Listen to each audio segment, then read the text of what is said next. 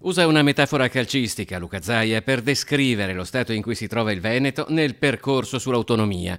Su come vada a finire la partita, il presidente della regione ha le idee chiare, nel modo che era stato già previsto dai padri costituenti. Va a finire che dobbiamo fare l'autonomia, va a finire che attendiamo dal governo la controproposta, visto e considerato che noi abbiamo consegnato la bozza di contratto, l'intesa, con 68 articoli. A tutt'oggi non si è visto nulla. L'introduzione dei livelli essenziali di prestazione, i cosiddetti LEP, sulla strada dell'autonomia non deve, secondo Zaia, diventare un pretesto per rallentarne l'entrata in vigore. I LEP li dobbiamo fare, ricordo che i LEP sono previsti dal 2001, quindi non è colpa nostra, però è pur vero che i livelli essenziali di prestazione, ad esempio nella sanità ci sono già, ma ci sono ancora regioni che esportano ammalati e fanno debiti, quindi chiediamoci anche perché. Guardando i LEP troveremmo anche tanti sprechi, i famosi 200 miliardi all'anno che ci ricorda il CGA.